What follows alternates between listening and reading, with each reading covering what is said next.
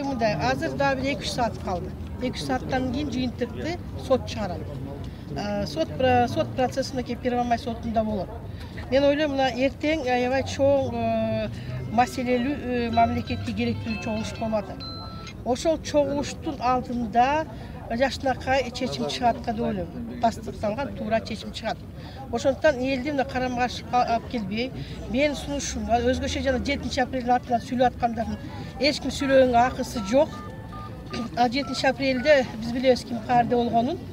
Ошондуктан 7-апрелдин атын эч ким колдонбосун деп кайрыла турган сөзүм бар эле. Анткени 7-апрелдин алып келген уландар биздин алар уже жерде жатат. Алардын немесинин үстүнөн аттабайлык, алардын атын колдонбойлук. Рахмат, сиз бул жакка оюңузду айткан кезде ошо айтайын дедим. Анан мен суранарым азыр сабырдуулук. Канча дегенде былтыр 18 депутат камалды. Мен деген лидерлер камалды, кармалышты, бирок алар өзүнүн кызыкчылыгын мамлекеттин кызыкчылыгын ойдой койгон жок. Келдибеков, Ташиев, Нариман Тулеев, Равшан Сабиров айтесимда, даже жанагы кимеле жанагы аял киши деле кармалбады, урмат отуруп чыкты баары. Аманбаева. Значит, биз тең салмактуу мамиле кылайлык, мамлекетибизди бөлүп жарып албайлык.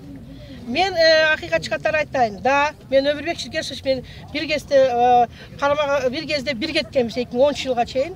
Анан конституция менен жана чатак болуп кеткенден кийин экөөбүз ажыраштык. Бирок ошо 2007 жылы Матрешка гейтте менен башка эч ким чыккан эмес. Польшадан алып чыккандын эң биринчи бирден бир эмгек кылган мен болгом. Кээ бир маселелер менен макул эмесмин ал менен. Бирок Өтекебаев болобу, Самаков болобу, же жөнөкөй адам болобу, бүт баарыне мыйзам бирдей иштеш керек.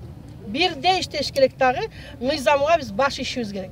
Мыйзам эгерде чекке чыгып кетсе, биз ошону коргоого укук коргоочу туруп беребиз. Мен бүгүн айтам. Текебаевдин эми камагысы келсе бийлик мурунураак камаса болмок, себеби деген ага тастыкталган материалдар бар, иштер бар, бирок аны козгобойт дагы. Ана бүгүн эртең чоң чогулушка бир күн калганда камаганы мен ойлойм күмөн санап атабыз да.